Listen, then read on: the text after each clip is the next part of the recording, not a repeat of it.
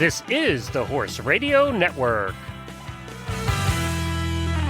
This is episode 529 of the Dressage Radio Show on the Horse Radio Network, brought to you by Kentucky Performance Products and Total Saddle Fit Stability Stirrup Leathers. This is Coach Jen, Chaos Control Officer at Horse Radio Network. Reese and Phil will be back again next week with more fun and informative content for dressage enthusiasts at every level. But this week, enjoy this previously aired masterpiece from the Dressage Radio Show Audio Vaults.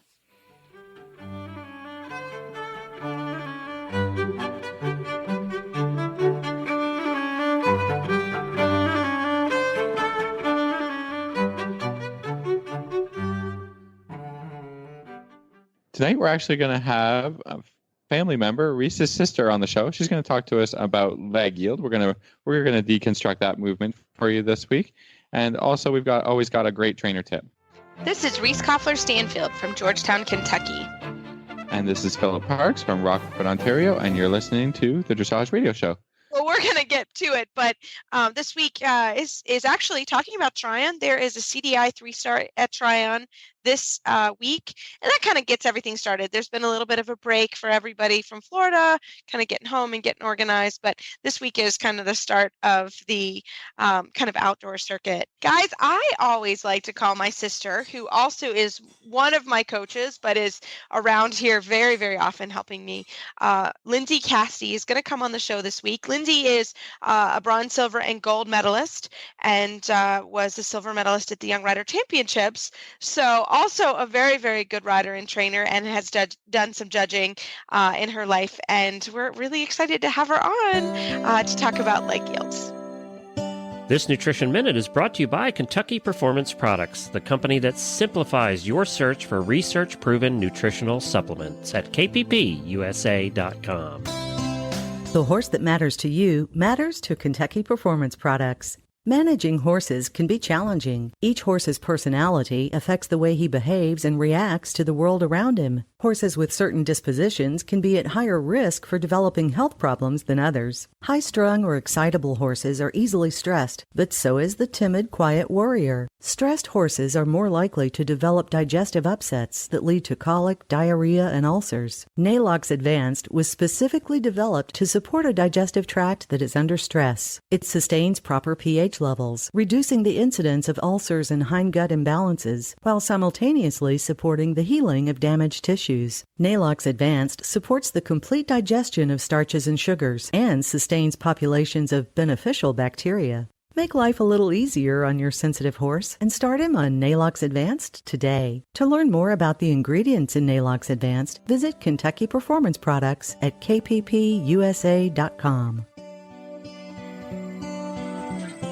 I am so excited to have my sister, but also a very, very good rider and trainer in her own right, Lindsay Cassidy, on the program. And we're continuing our series from the trainer's perspective and then to the judge's perspective. So, Lindsay, welcome to the show. No, thank you for having me. Well, I'm excited to be on. We always love when you stop by. Glenn always wants to get more dirt on me, which is you pretty much know it all.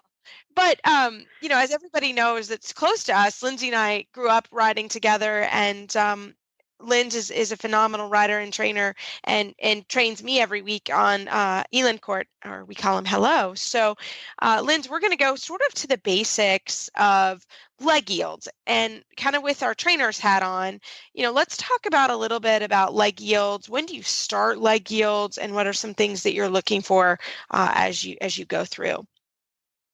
Right. Okay. Well, when I think about leg yield, I can't think of actually a more important exercise in all of dressage, but all sorts of riding, even the jumpers.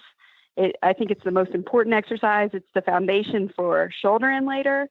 So it is really the most important stepping block. It still shows up in first level, I believe, first. And really nothing can progress until that is checked off the box as far as being, ridden correctly, and that the horse actually accepts the bridle and accepts the aid. So I think it's the most important exercise that starts everything.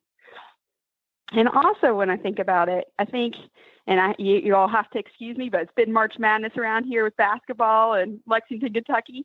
But when we think about either football or basketball, I think of defense and offense. And offense puts points on the board, which I think of as the inside rein and bending. However, your defense is always your outside rein and outside leg. So I think it's important. You need both to win the game, or in this case, win the points and win your test. So, and progress up the levels. So, when I think of the aids for leg yield in particular, I think of the inside leg needs to be down. It needs to be allowing the horse to bend. The inside rein needs to be soft. And the horse is moving from your inside leg and weight and pushing to the outside rein and leg. And the outside rein and leg are kind of catching the horse. And I like to think of kind of the outside rein connection almost like a good handshake.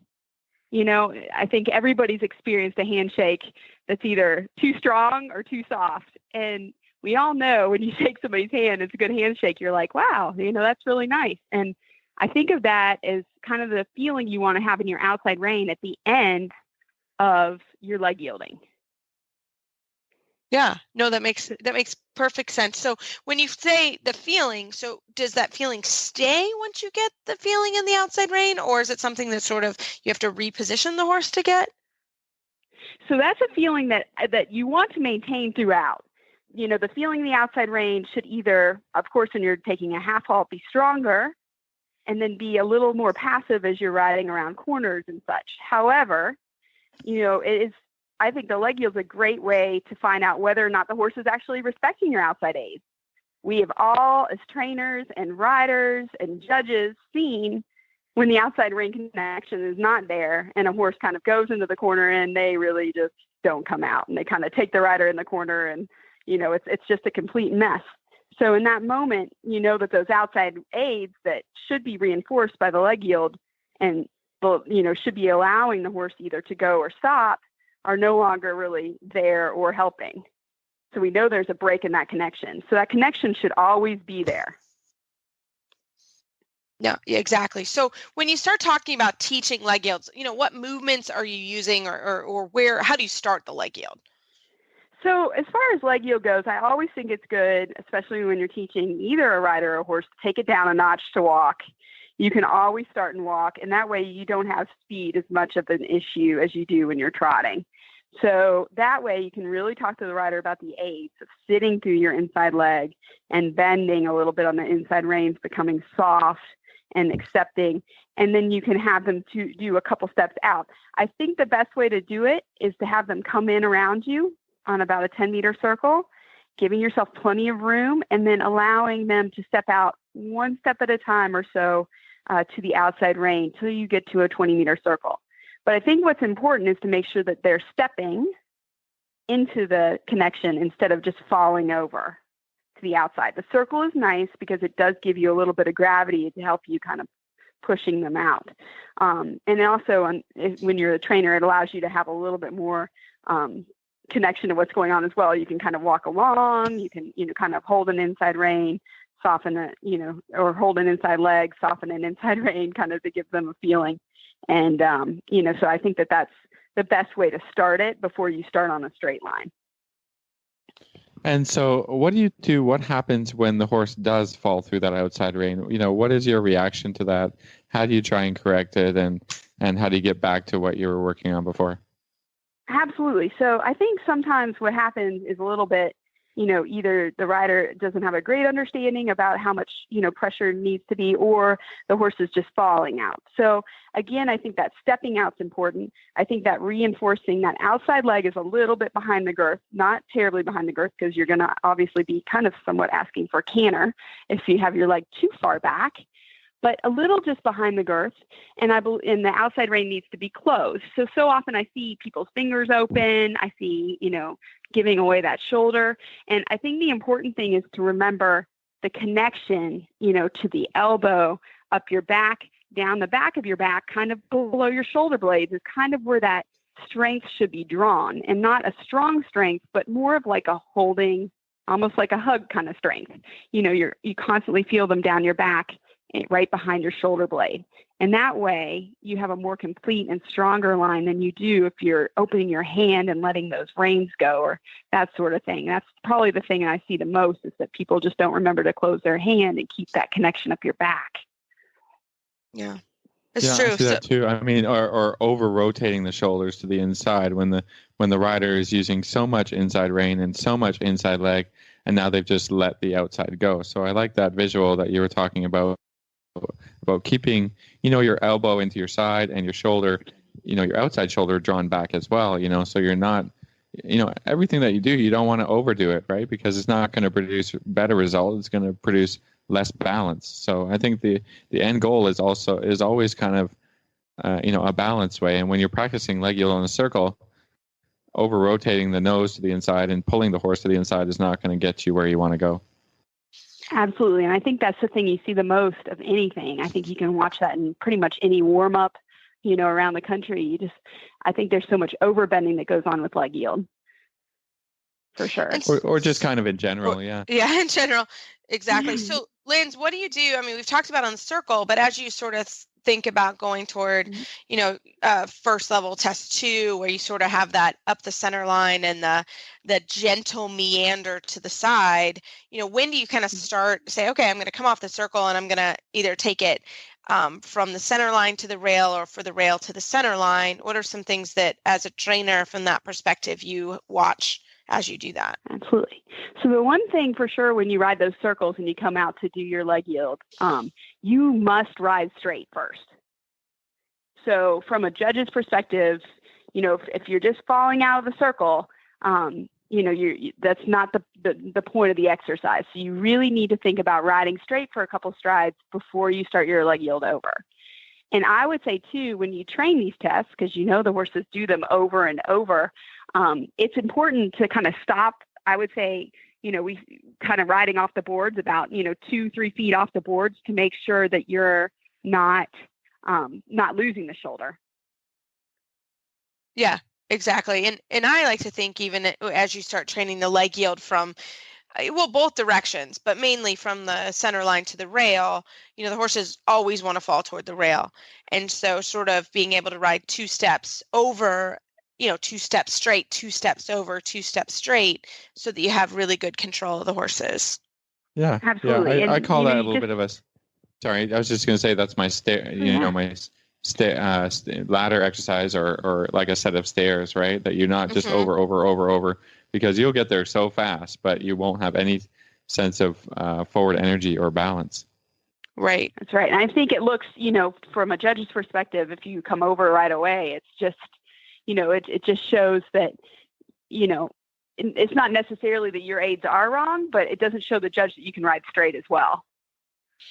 Right. They're still trying to make sure that you can control the outside rein and leg. And the same concept. I think absolutely. And I was going to say an important tip too for somebody that's maybe learning and the horse does tend to fall out is you can always move the whip to the outside, and just have it there on the side of the leg so that it is there to kind of reinforce the leg as you're starting to train this stuff. Yeah, that makes total sense. And so the same concept, right? If you're coming from the corner to the center line, it's the same idea, right? So that's always a complicated exercise in first level test 3, where you come through the corner and have to leg yield from the corner to X and then X back to the corner. So what are some things that you can sort of help with that exercise? Because you have to change the bend in the first corner, change the outside rein to go from there. Sure. Obviously, you don't want to, you don't want to give points away in your corner either. I always say those are free points and a good way to set up for everything. So you want to ride your corner. If you're going to the left, you want to ride through your left quarter with your left bend. Again, you want to get your straightening couple steps, establish your bend, sit through then the right leg and change the bend to the right and then come over. And again, like Philip was saying, kind of thinking about a stair step approach, couple steps over, a little bit straight, couple steps over, a little bit straight. And then when you're getting to the center line, again, straightening for a couple strides, again, sitting through your left leg then, changing the bend and coming back over, but making it very clear that you can establish the bend and that works.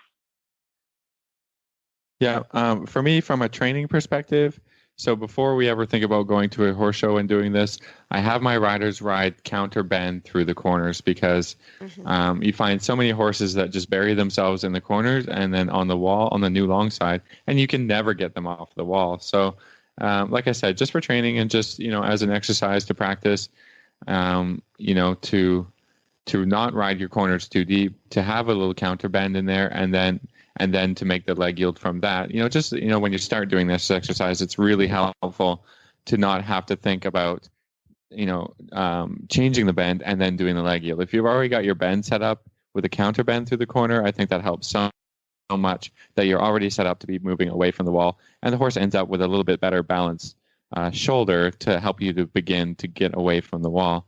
Now, I understand that in the test, this is written this way. This is designed this way to test you whether, you can have a little inside bend around the corner and then be able to change the bend. That shows that the horse is not just leaning on the outside shoulders. So that's sort of there's a bit of a developmental stage there. And as you practice and train and ride this exercise to help the horse and to help yourself to be able to be balanced enough to do this successfully. Absolutely. I think the most important thing is confidence with this whole exercise. So whether it's a young horse or a young rider, or somebody that's just learning. Yeah. And that is an exercise you have to practice because the start is kind of the critical section of that. I think, once they have the horse on the new outside rein, which would be you go actually from the left rein to the right rein, you have to have the horse on the new outside rein, which is the right rein, and you have to do it relatively quickly in that corner to have them moving over. So, it's not just the leg yield, it's sort of being able to change your inside to your outside, your inside leg and your outside leg pretty quickly. Which I think is a tricky part of that movement in that test. I think in first level test 2, where you come up the center line and you gently move over, that one's not as hard, but the question gets significantly harder in first level test 3. And I think as a judge, wouldn't you guys say, you see a lot of the shoulders leading far too much, no haunches, or in reverse, the haunches leading in that exercise and no control of the shoulders. So I think that's, from a judge's perspective, sort of something you have to be very careful of. Absolutely. And I think it's important to remember, again, when you're practicing, it's always okay to take it down the walk, and try it first at walk before you go to the trot. Yeah.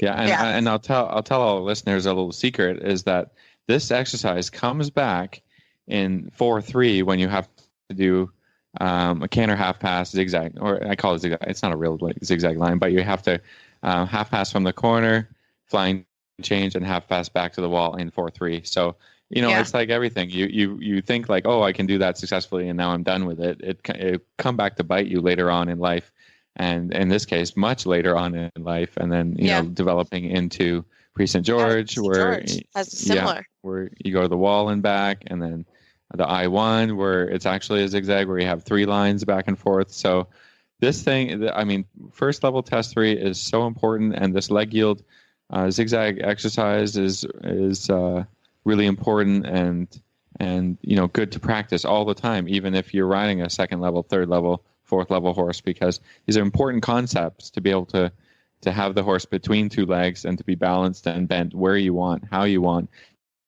and to be able to maintain that forward energy and that flow of activity from the horse's hind legs and controlling the hind legs at the same time. Absolutely. I actually think it's one of my favorite things to do with an FEI or, a Pre St. George and up horse, because I think that it gives them a lot of, it's very calming to them in a lot of ways. It just reestablishes everything. I think it's a great way to get their joints moving and blood flowing, even at walk, trot, or canter. It's just fundamental, and I don't think you can move on until it works. Yeah, and then you can develop it into exercises that help other movements. For instance, flying changes. For instance, just your straightness problems or your half fast problems. You can help everything with a bit of leg yield. So it's, like you said at the beginning, a very fundamental movement that is just dressage, right? It's just about helping the horse move better, to be more supple, and to achieve the things that we're looking for. Absolutely. Absolutely. Well, Yeah. and it's also testing, and we haven't really said it, but just making sure that the horse is sort of laterally off your leg. Can you put your leg on, and will the horse move in an active fashion away from that leg? And I think that's also one of the things that you look for as you're training the leg yields.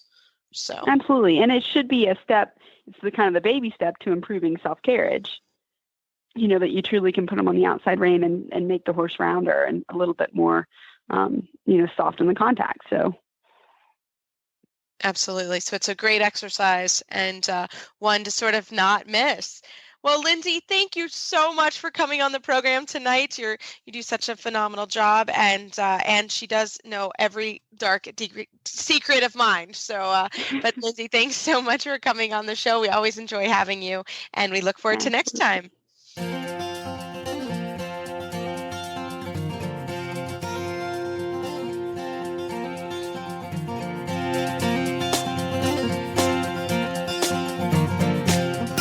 Coach Jen here, host of the Horse Tip Daily Show on the Horse Radio Network. The way consumers interact with the brands they have trusted for years and those they are about to fall in love with for the first time is becoming more and more mobile, literally, and will continue to do so for the foreseeable future. Podcasts or internet radio shows like this one combine the new consumer preference for on-demand information and entertainment with the power of niche market audiences. Advertising on the Horse Radio Network podcasts allows you to reach the equestrian consumer using today's preferred on-demand delivery system. It's cost-effective and flexible, able to reinforce your existing marketing and social media strategies. To learn more about advertising on this show or any of the shows on the Horse Radio Network, contact us at 859-951-2022 or you can email us at glenn@horseradionetwork.com. That's Glenn with 2 N's at horseradionetwork.com. Come and join the Horse Radio Network family. You'll enjoy the ride.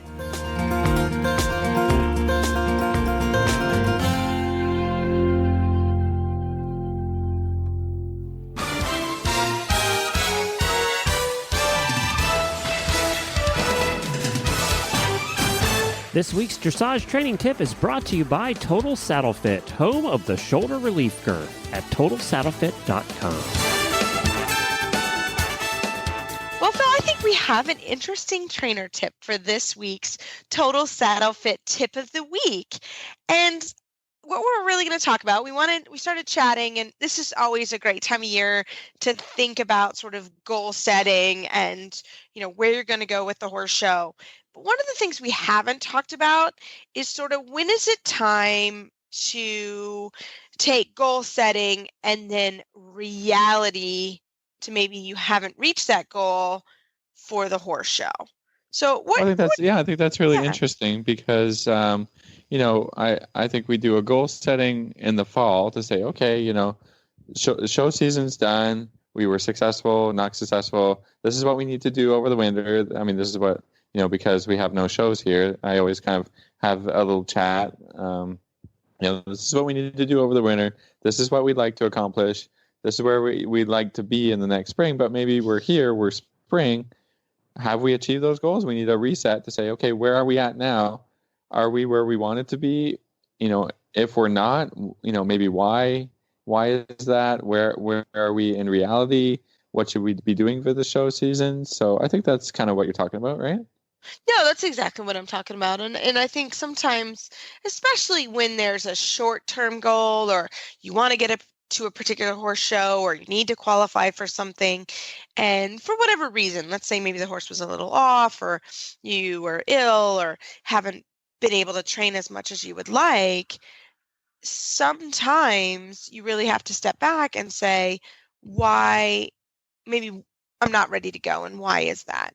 And I have sort of an unwritten rule here at the barn, and that is, number one, before you enter the horse show, you have to be able to go start to finish through the test. And I think that that's a good goal. Like you have to be able to do the test. But there's sometimes where people are like, well, I really want to go to this horse show and I really need to get a 60% for a bronze medal or something. So number one, my goal is, and my thing is, you have to be able to get a 60%. In my mind, and you have to be able to ride the test start to finish before you go to that horse show. And you have to be honest at that point, because there's sometimes when you're not honest with yourself, or your friend's like, oh, you look great, whatever. And then you go to the horse show and you get hammered. And then you're like, well, why was that? And I think sometimes, we all want to go to the Olympics, or we all want to make regional championships, or we all want to do whatever.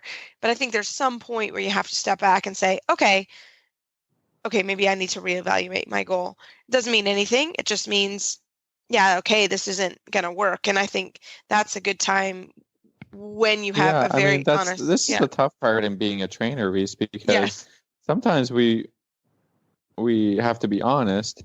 Right. And we don't want to bring any negativity to the barn or to anyone's riding, but honesty from a trainer is such an important quality, because, I mean, somebody who's nice to you and maybe is your friend and, is maybe going to have a harder time being truly, 100% like, hey, this is where you're at. You're not where you need to be to go to a show, or you're not going to, like, if your goal is a 70%, this is not going to happen. Right. And so ultimately, aren't they going to be disappointed anyway? Yeah. Right. That's what I think. Like, I am super tough on my riders, especially the ones who are going to go to horse shows and who want to be competitive, because, like, really honestly, if that's your goal, I'm going to get on your butt, and you're going to ride for me a 70% test before you go to a show, or you have no chance. Right. And so, yeah, sometimes I feel a little mean, but I would much rather be honest and a little bit mean than to boost somebody up only to get, like you said, a little destroyed in the ring, right? I don't think that's besides, really you just not fun. Saved him $1,000 in show fees. Yeah, yeah.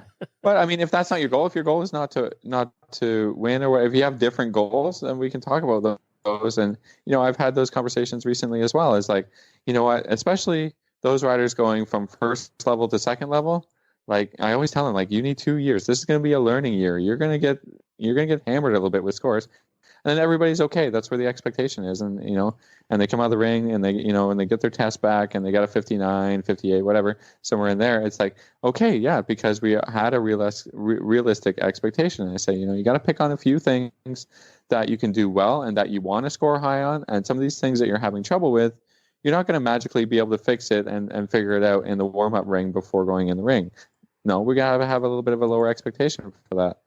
So, and then, there's a point where it's like, maybe it's not that fun to get lower scores. So let's just stay home and train, and let's spend money and time and resources on training, so that when you do come out, you can achieve the success that you really want.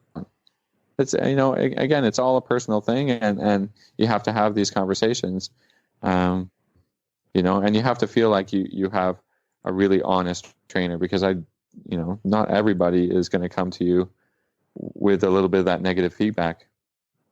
So do you ever get students that just have a cow, who just, they threaten to fire you, and because of this conversation?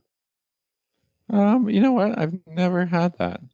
Do you think that's Thank because goodness. you grew, because of the way you are with them all along? Do you think you set the expectations correctly?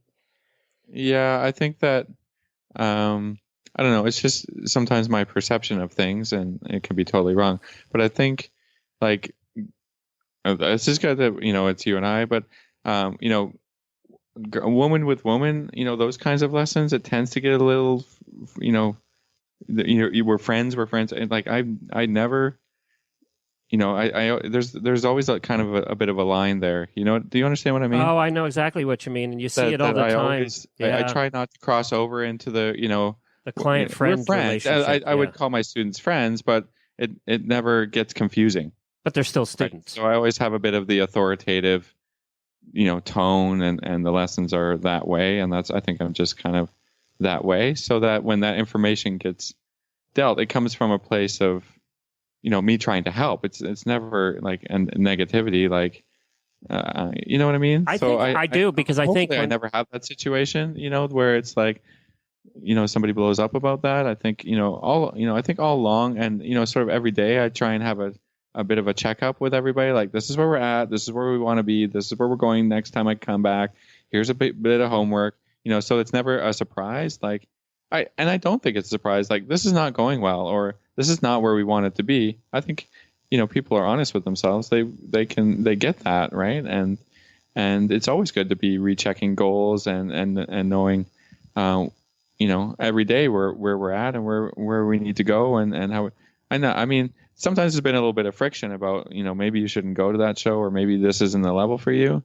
But I think everybody wants to succeed, and I'm only trying to help with that. So, yeah, sometimes you have to hold people back a little bit from progressing through the levels to make sure that they're achieving, the ideals of dressage and the training correctly, and the horses are in a strong place. Rather than, we don't like to overface horses and riders because that's a disaster. So I think it comes from a positive place, even though sometimes it's a negative message.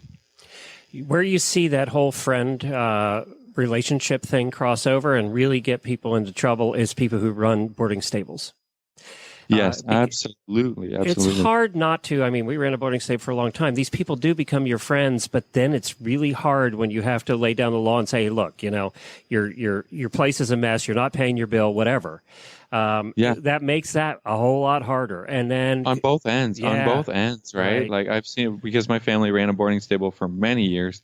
I have definitely seen that situation, and it's been very, and again, on both ways, where the boarder friend is like, I really need this done or that done. And it can be very messy and very confusing. And yet it's a hard thing too, because you want the people that are at your barn, you want it to be that kind of friendly place, right? Yeah. But it's hard then when the hard things have to happen, which they always do. That's where the friction comes in. And then, of course, everybody taking sides, and then you have a mess at your barn. And it happens to every barn. It happened to yours, I'm sure. Yeah, absolutely. Yeah. Absolutely. So I don't know. But see, the thing is, I don't know that there's an answer to that one. I really don't. No, there isn't. I don't. Yeah, that's not my area of expertise. Yeah. This tip was brought to you by Total Saddle Fit, the shoulder relief girth that Reese and Philip both love. And here's why. The saddle fit solution you have been waiting for is finally here. TotalSaddleFit.com is proud to introduce the Shoulder Relief Girth. This strategically shaped girth actually moves the girth line of your saddle back over 1 inch, thereby freeing your horse's shoulders from the saddle. Traditional girths pull saddles up against a horse's shoulders and often over the top of the shoulders. The Shoulder Relief Girth's recessed ends allow for the billets to buckle into the girth farther back to give your horse unparalleled freedom of motion. We are so certain that your saddle will fit better and your horse will be more comfortable that for a limited time we are offering a 30-day, 110% money-back guarantee. If you are not totally satisfied with your shoulder relief girth, send it back for a full refund plus 10% of the purchase price. Don't wait. Order now for the best saddle fit solution available. At TotalSaddleFit.com. Visit TotalSaddleFit.com. Well, that's it for today. Thank you, everybody, for joining us here on the Dressage Radio Show. Don't forget, you can listen to all shows, all 13 of them on the Horse Radio Network at horseradionetwork.com, or you can go to the App Store and you can find Horse Radio Network in the App Store, and the Dressage Show is one of those shows in there. So that's the simplest and easiest way. 33% of our listeners now listen on our app. So it's growing. It's just so easy. Yeah, it's great. Growing every day. And of course, you have a Facebook page, huh, Philip? Yeah, we're always looking for feedback on our Facebook page, or questions, or comments about the shows, stuff you like. So just visit us on Facebook. You're also on Twitter. I never tweet. I don't even have Twitter. Yeah, we have 20,000 followers on Twitter. Oh, okay. But you know what? We don't do as much as we should on Twitter. We post a lot because it's tied to Facebook. So there's a lot of posts going on over there. But I apologize to all the Twitter people who I probably haven't answered in 6 months. Oh, my bad. You can find Reese at maplecrestfarmky.com, or you can email her at reese@horseradionetwork.com.